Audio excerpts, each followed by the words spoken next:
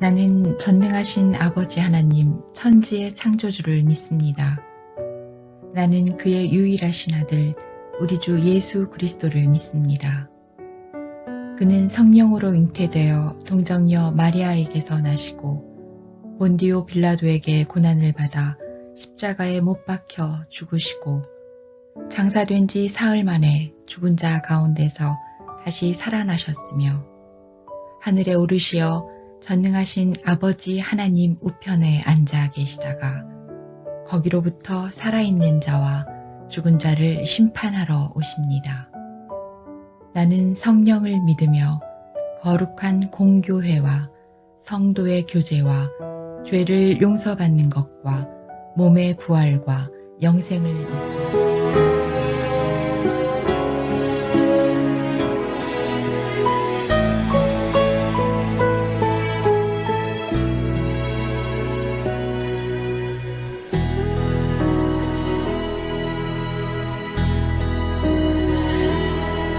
나를 지으신 이가 하나님, 나를 부르신 이가 하나님, 나를 보내신 이도 하나님, 나의 나 된 것은 다 하나님 은혜라. 나의 달려갈 길 다가도록 나의 마지막 걸음 다하도록 나로 그 십자가 품게 하시니 나의 나 된 것은 다 하나님 은혜라.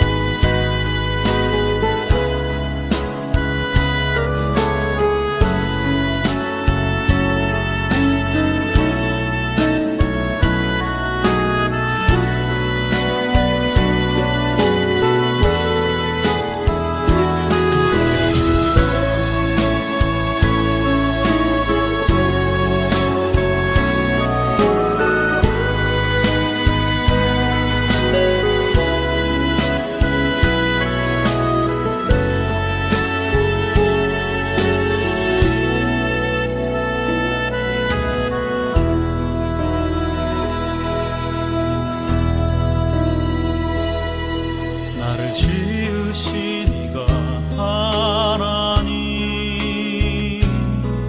나를 부르신 이가 하나님, 나를 보내신 이도 하나님, 나의 나 된 것은 다 하나님 은혜라. 나의 달려갈 길 가도록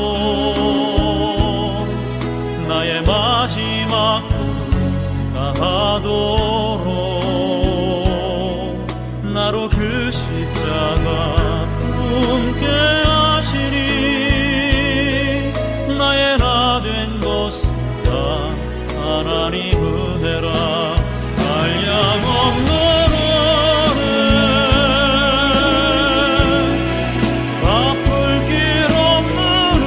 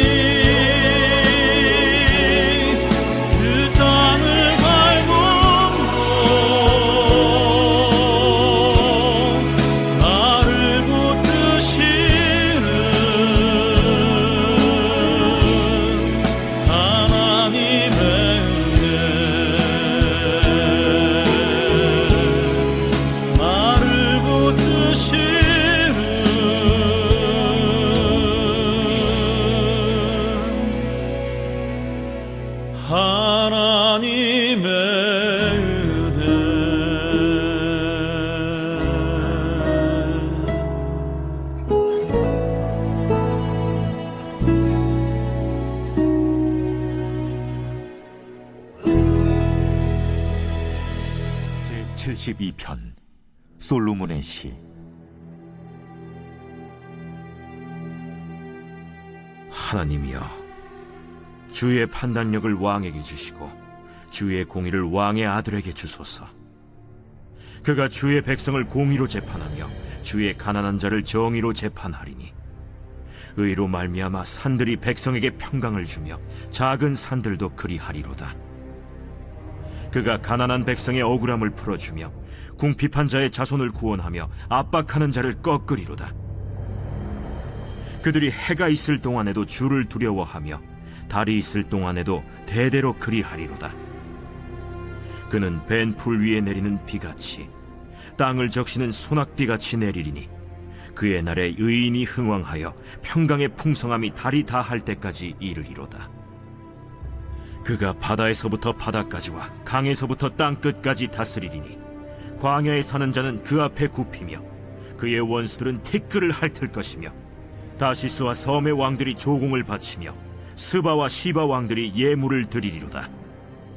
모든 왕이 그의 앞에 부복하며 모든 민족이 다 그를 섬기리로다. 그는 궁핍한 자가 부르짖을 때에 건지며 도움이 없는 가난한 자도 건지며 그는 가난한 자와 궁핍한 자를 불쌍히 여기며 궁핍한 자의 생명을 구원하며 그들의 생명을 압박과 강포에서 구원하리니 그들의 피가 그의 눈앞에서 존귀히 여김을 받으리로다. 그들이 생존하여 스바의 금을 그에게 드리며 사람들이 그를 위하여 항상 기도하고 종일 찬송하리로다. 산 꼭대기의 땅에도 곡식이 풍성하고 그것의 열매가 레바논같이 흔들리며 성에 있는 자가 땅의 풀같이 왕성하리로다. 그의 이름이 영구하며 그의 이름이 해와 같이 장구하리로다.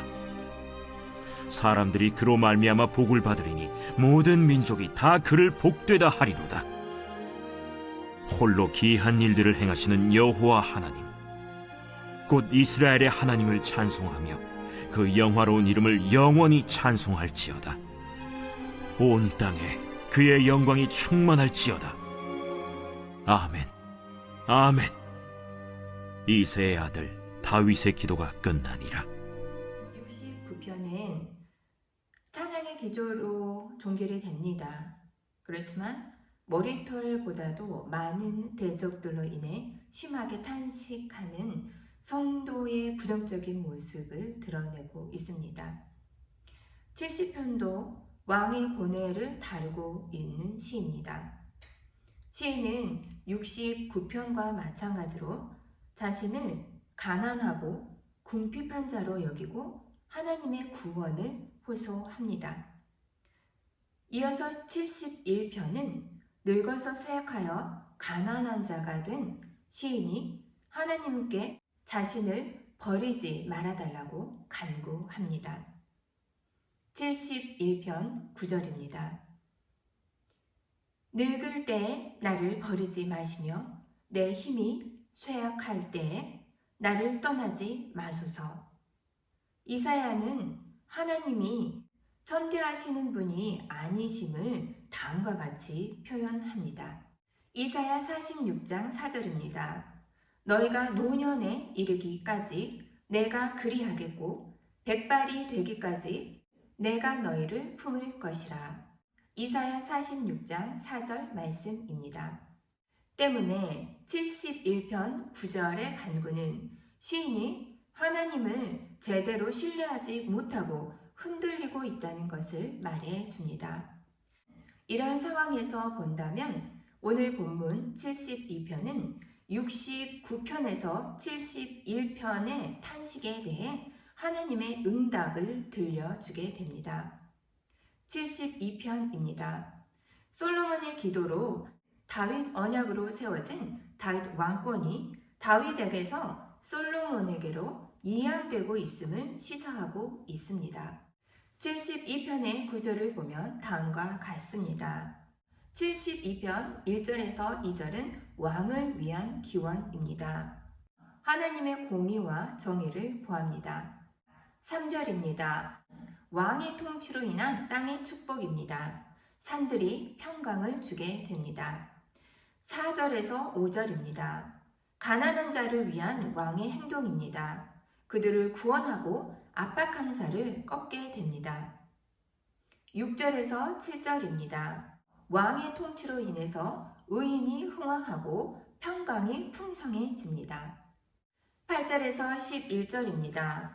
왕의 통치로 모든 민족이 다 그를 섬기게 됩니다. 12절에서 15절입니다. 궁핍한 자를 위한 왕의 행동이 드러납니다. 왕은 그들을 구원하게 됩니다. 16절입니다. 땅의 축복인데요. 산 꼭대기의 땅에 곡식이 풍성해지고 백성도 땅의 풀밭이 왕성해지게 됩니다. 17절입니다. 왕을 위한 기원인데요. 그의 이름이 영구하여지고 그로 인하여서 그의 이름이 영구하게 됩니다. 그로 인해서 민족이 복을 받게 된다는 내용입니다. 결론적으로 18절에서 20절 내용은 여호와를 찬양하는 내용입니다. 72편은 다윗 계열의 통치로 의인이 흥왕하고 평강이 넘쳐 결국에 모든 민족이 다윗의 후손의 다스림을 받게 될 거라는 내용이지요. 72편 17절을 보겠습니다. 다윗 왕의 이름이 해와 같이 영원하다고 말합니다. 다윗 언약이 영원한 언약임을 확증해 줍니다. 사무엘하 7장 16절 말씀입니다.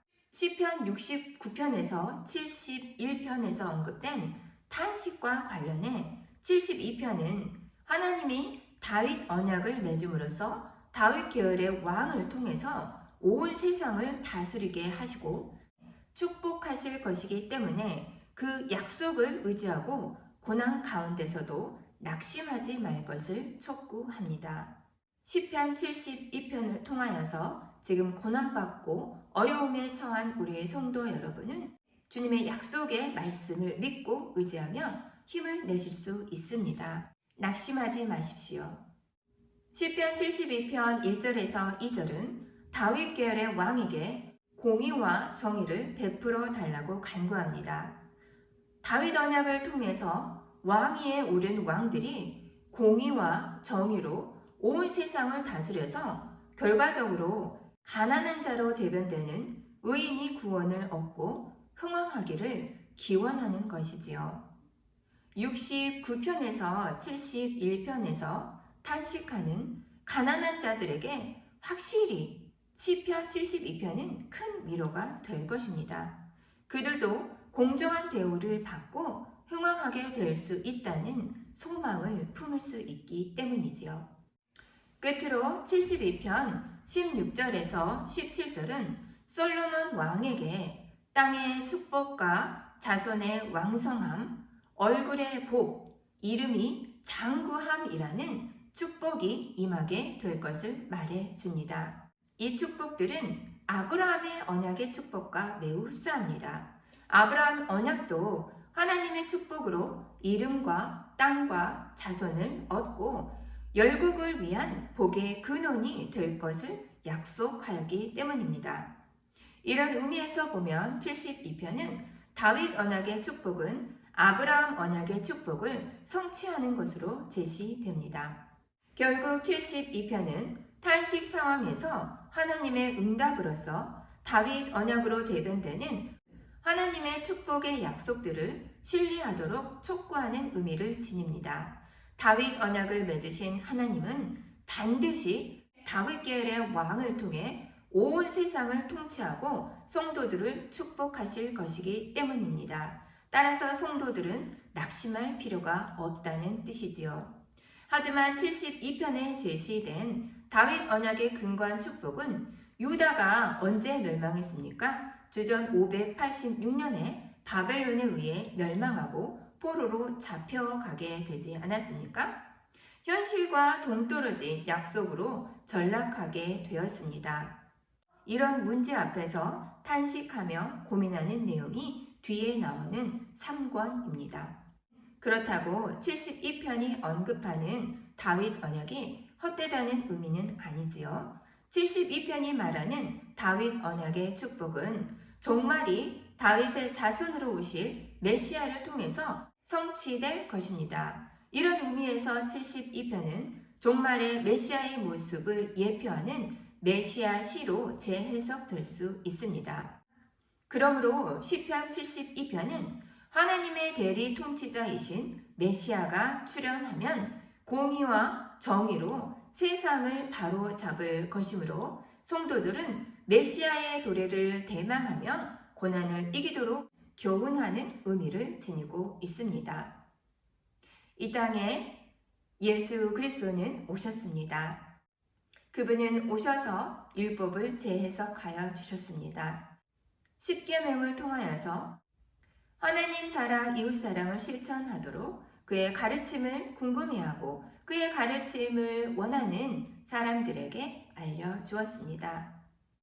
메시아는 이 땅에 오셔서 소망 없이 살아가는 가난한 자, 소외된 자, 과부들에게 오셔서 위로를 허락해 주셨습니다. 소망을 허락해 주셨습니다.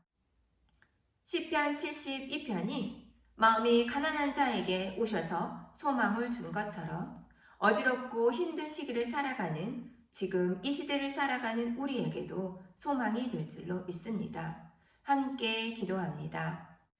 사랑과 은혜가 충만하신 하나님 아버지 감사합니다. 이 땅은 지금 너무나 어지럽고 복잡하고 힘든 상황에 있습니다. 예수 그리스도께서 이 땅에 오셔서 아픔을 치유하여 주시고 배고픈 자에게 먹을 것을 주셨던 것처럼 이 땅에 많은 제자들이 세워져 있습니다. 많은 교회가 세워져 있습니다. 이 교회들을 통하여서 주님의 일을 하시옵소서. 어려운 시기를 살아갈 수밖에 없었던 그 시대의 사람들은 재판을 원했습니다. 정의와 공의로 심판하실 주님을 기다렸습니다. 심판을 두려워하지 않았습니다. 지금 우리도 심판을 두려워하지 않고 주님이 정의와 공의로 심판하실 것을 행할 수 있도록 도와주시옵소서. 정치, 경제, 군사, 문화 다방면에 아버지의 지도자들 각 위치에서 정의와 공의로 심판하고 하나님의 정의와 공의로 판단하며 식별할 수 있도록 도와주시옵소서. 이 시대를 살아가는 우리에게도 희망을 허락하여 주시옵소서. 소망을 허락하여 주시옵소서. 담임 목사님 영육간을 강건하게 하여 주시고 선포하시는 말씀을 통하여서 하나님의 공의와 정의가 실현될 것을 믿고 의지하며 낙심하지 않는 사랑하는 하늘소망교회 되게 하소서. 아파서 병원에 있는 환우들 주님 위로하여 주시고 치료하여 주시옵소서. 각 사업장들 주님 함께하여 주시고 축복하여 주시고 믿음의 가정들 믿음으로 더욱더 강건하여지고 사랑으로 더욱더 돈독해질 수 있도록 주님이 함께하여 주시옵소서. 우리의 기도를 받아 주시옵소서. 우리를 위로하여 주시옵소서. 사랑이 많으신 예수님 이름으로 감사히 기도합니다. 아멘.